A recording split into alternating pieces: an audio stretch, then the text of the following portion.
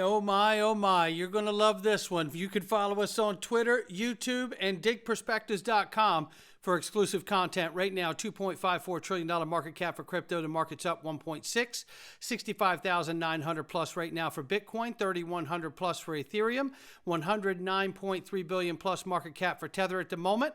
8th spot is XRP at 53 cents. We're up 1.3 on the 24 and up 7.9 on the 7-day. Range of price very quickly here is between 52 and 54 cents. We'll keep an eye on it. I want to tell you guys right now, Miles Franklin is the home for precious metals, and you could get gold, silver, platinum, palladium, you name it, bars, tokens, coins. They've got it.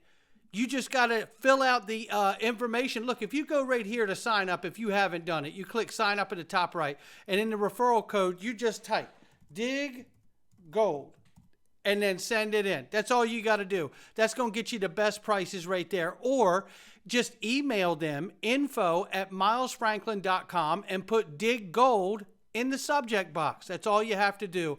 And the reason we're talking about gold today, because we know that things like the spot ETFs for Bitcoin are the shiny distraction for retail. And yes, I have exposure to Bitcoin too, but there's a larger plan at play, and I think we're going to uncover and talk about that in depth today, and it's the new quantum financial system. I'm very bullish on the long-term viability of Bitcoin. I was going to say, did that surprise you? That surprised me how much that's gone up. I mean, look, it is. We're creating now a market that has more liquidity, more transparency, and I'm pleasantly surprised, and I would never have predicted it before we filed it, that we were going to see this type of retail demand. So you thought you'd do good, but not this good. I thought, yes. Well, IBIT is your ETF over at iShares. Yes. It's about to overtake Grayscale, which was in the business certainly a lot longer. You look at the gains since January 11th when it first came about. Yes. Have you ever seen this much inflow this quickly into IBIT is the fastest growing ETF in the history of ETFs. And there you have that, ladies and gentlemen. That tells you right there, retail's loving it because central banks are gathering gold. Central banks are hoarding gold like never before, as they seek to reduce over-concentration of dollar reserves. Don't be fooled. Look, I've got exposure to Bitcoin too. I'm making a decision as an investor to have exposure to that because as long as BlackRock and Fidelity have exposure to it, I feel I've got the cover I need to have exposure to it as well. The moment I see them turn tail on it is the moment I exit my position. But that's just me sharing my digital perspectives, not financial advice. But the reality is central banks are hoarding gold. The retail investor, the high-end retail investor for the BlackRocks and Fidelities of the world are now getting exposure to Bitcoin. Now, they could still have gold too, but the shiny distraction is how quickly Bitcoin can go up in price. And like I said, I have exposure to it too. But it is the macro understanding in this video that I want to touch on today. Central banks are hoarding gold. And because they know that there's a change a-coming. This is confirmation that Ripple and the Bank of International Settlements, which is the central bank of central banks, collaborated on CBDC interoperability that utilized the Interledger protocol and, yes, XRP.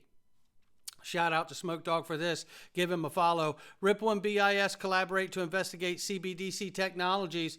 It goes further to say Ripple and the BIS Innovation Hub will join forces on a project to actively assess interoperability of diverse CBDCs utilizing Ripple's technology.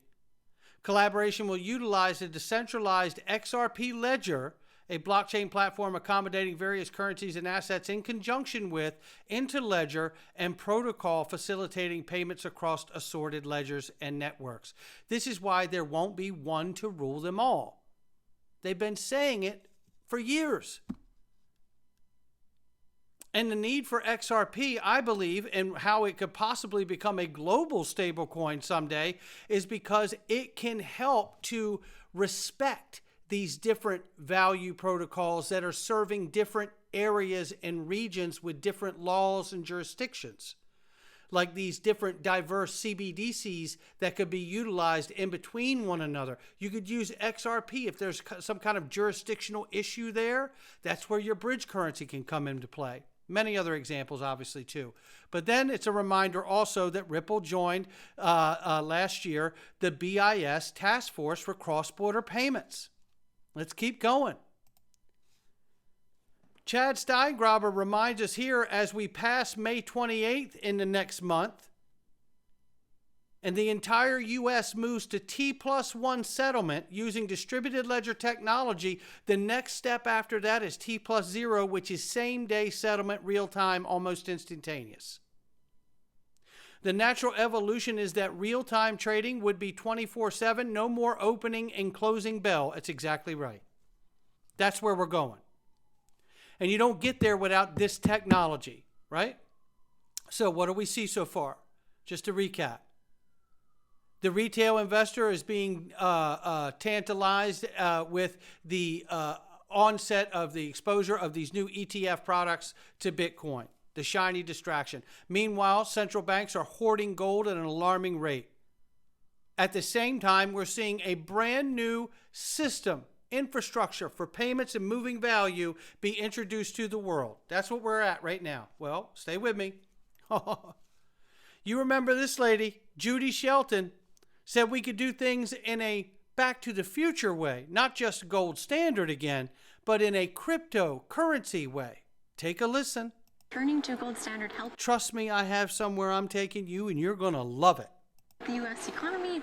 Can you talk a little about your thoughts on that? Well, I would say I don't see it so much as returning, but more of a back to the future. Okay. I think that what a gold standard stands for is monetary discipline for its own sake. That is, if money is supposed to be a unit of account and a reliable measure and a dependable store of value, it really shouldn't be subject to who's the chairman of the Federal Reserve.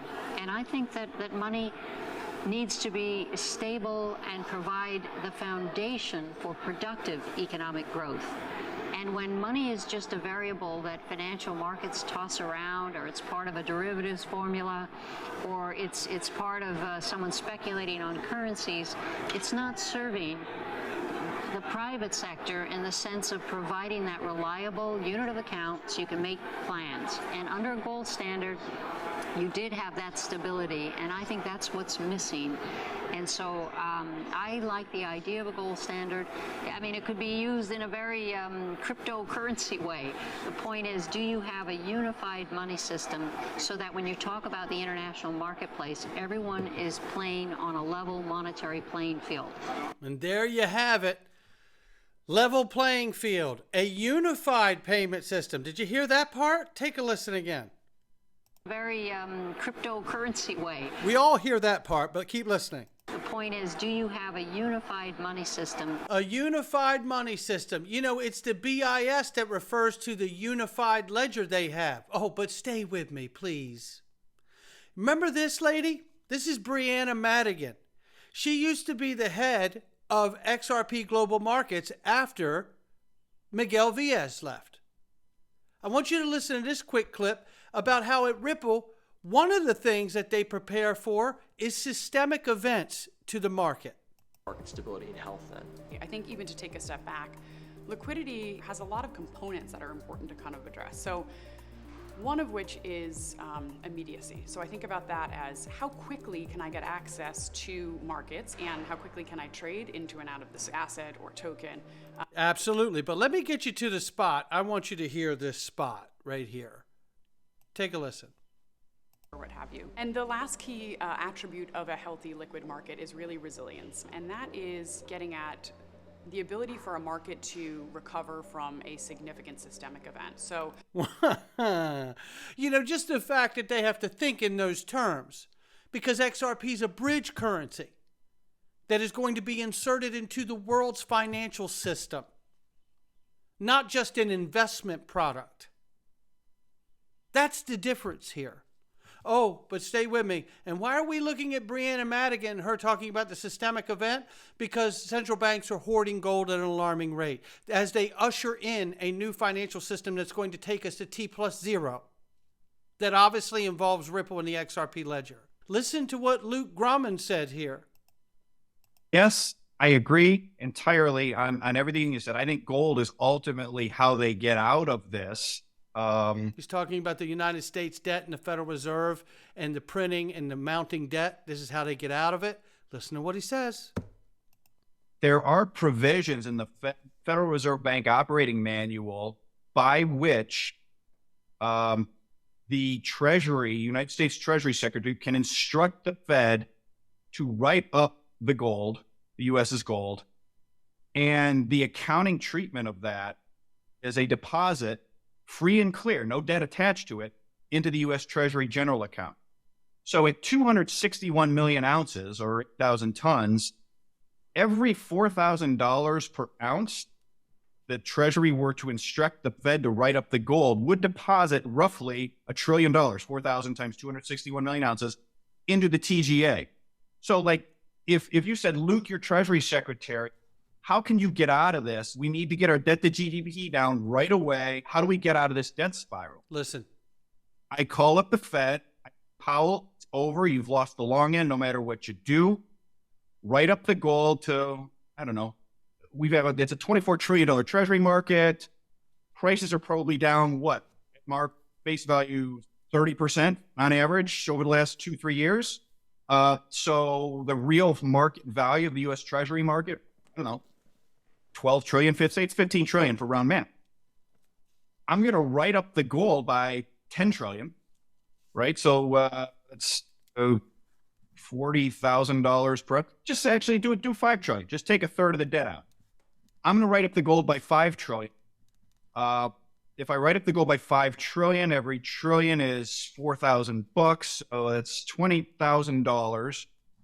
And I get 5 trillion deposited into the TGA, free and clear. I go out into the market and I buy back a third of the U.S. debt outstanding. Now it's a $10 trillion market value market against GDP of 27 trillion, give or take. Voila. We've gone from 120 to 40% in one stroke. Thank you for your donation, Treasury holders. Now, inflation rips, the dollar probably sells off quite a bit, but that's all in the cake. That's going to happen no matter what. Yes? So there you have it, and there's his take on how you can reprice gold right there. We shall see, but this is getting very interesting because this was just a couple days ago from Judy Shelton talking about gold being done in a cryptocurrency way on a unified payment system. Well, somebody said here, in 1971, Nixon abolished the gold standard. 2024, we reintroduce it, and tags Judy Shelton. She says, thinking something like that, but in 2026, stay tuned. Oh, really, Judy? Oh, really? Well, now this really gets exciting. Central banks hoarding gold. At the same time, we're watching new market and payment infrastructure and value protocols be built and introduced inside the financial system, while Bitcoin has been turned into an investment product and not money. Oh, yeah. You bet your ass this is getting good. I wouldn't leave now for nothing. Dark Defender says here, we close weekly candle above the blue support, as you can see here and here. RSI and on the chart. He tells us here to look, a retest of 60 cents could be in the works. We're back up to 54 as we speak. We reclaim the 52 cent mark. That becomes new support. Previous support levels still are at 46 cents and 39 cents. We are on the road to victory at Fibonacci targets. Come on in, ladies and gentlemen. Looky here. You see where we are there? You see where we are here. I tell you, that 2017, 2018 scenario looks like it could be setting up. If I just kind of bring this right here where this is, if we play all of this out up to the end of that triangle, that bullish triangle, well, then that would put us right towards the latter part of this year. I don't know what happens. I just noticed this. This is literally the most fascinating thing I've ever followed in my life. And I couldn't be more grateful that we all get to be on this journey together. And I hope that I get to meet every single one of you at XRP Las Vegas, because what I'm pretty sure is the next couple years aren't going to be like the last 4. That much I'm pretty sure of. Now, financial advice from me or anyone else. I'll catch all of you on the next one.